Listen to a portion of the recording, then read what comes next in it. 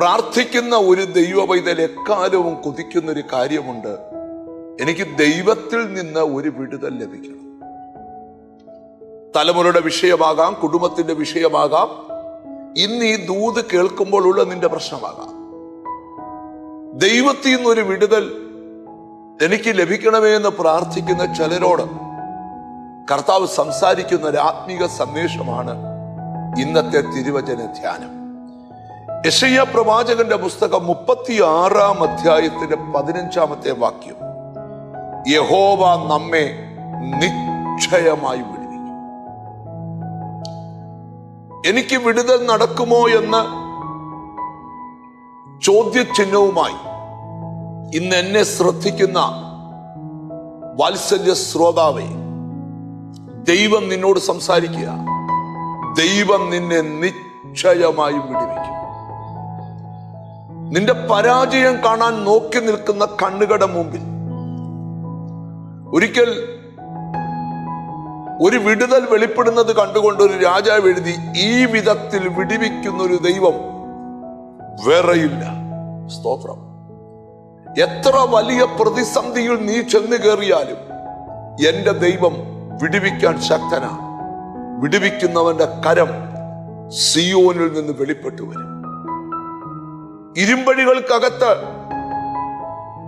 പത്രോസ് ബന്ധിക്കപ്പെട്ട് കിടക്കുമ്പോൾ പ്രാർത്ഥിക്കുന്നവർക്ക് പോലും വിശ്വസിക്കാൻ പറ്റിയില്ല പത്രോസിനൊരു വിടുതൽ നടക്കുമെന്ന്.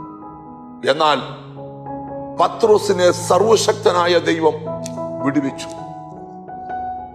ഒരിക്കലും ആർക്കും അഴിക്കാൻ കഴിയാത്ത കുരുക്ക് പത്രോസിന്റെ ജീവിതത്തിൽ ഉണ്ടായിട്ടും ആ കുരുക്കഴിക്കുവാൻ മനുഷ്യരെ അല്ല ദൈവം അയച്ചത്, സ്വർഗത്തിൽ നിന്ന് ദൂതന്മാരെ ഇറക്കി എല്ലാവരുടെ മുമ്പിൽ അടഞ്ഞുപോയ കവാടങ്ങളെ തുറപ്പിച്ച് പുറത്തു കൊണ്ടുവന്ന് ശരീരത്തിൽ ബന്ധിച്ചിരുന്ന ചങ്ങലകളെ പൊട്ടിച്ചെടുത്ത് വിശ്വസിക്കാൻ പറ്റാത്ത നിലയിൽ അവനൊരു വിടുതൽ കൽപ്പിച്ചു. എങ്കിൽ ഇന്ന് വചനം കേൾക്കുന്നവരോട് പറയാം, യഹോവ നിന്നെ നിശ്ചയമായി വിടുവിക്കും.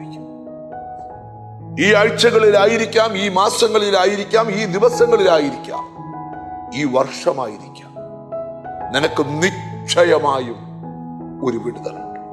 കണ്ണുകളെ അടച്ച് പ്രാർത്ഥിക്കാം. ഞങ്ങളുടെ കർത്താവേ, സ്വർഗസ്ഥ പിതാവേ, നാളുകൾ കൊണ്ട് ഇതിന്റെ ജനത്തെ നോക്കിക്കൊണ്ടിരിക്കുന്ന കണ്ണുകൾ ഇവനൊരു വിടുതൽ നടക്കുമോ എന്ന് ചോദ്യചിഹ്നവുമായി നിൽക്കുന്നെങ്കിൽ, സർവശക്തനായ ദൈവമേ, വിടുവിക്കുന്ന കരം ഒന്ന് വെളിപ്പെട്ടു വരണം. കർത്താവേ, നിന്റെ ജനത്തോട് പോരാടുന്ന സകല പോരാട്ടങ്ങളെ ദൈവം അഴിച്ചു മാറ്റി ദൈവം അവരെ നിശ്ചയമായി വിടുവിക്കണം. എന്നോട് ചേർന്ന് പ്രാർത്ഥിക്കുന്ന മക്കളെ നിന്റെ നാമം ചൊല്ലി പിതാവിന്റെയും പുത്രന്റെയും പരിശുദ്ധാത്മാവിന്റെ നാമത്തിൽ അനുഗ്രഹിച്ചു പ്രാർത്ഥിക്കുന്നു. അവർ അനുഗ്രഹിക്കപ്പെടട്ടെ, യേശു ക്രിസ്തുവിൻ നാമത്തിൽ തന്നെ. ആമേൻ. നിശ്ചയമായും നിനക്കൊരു വിടുതലുണ്ട്. കാത്തിരുന്ന് കാണാം.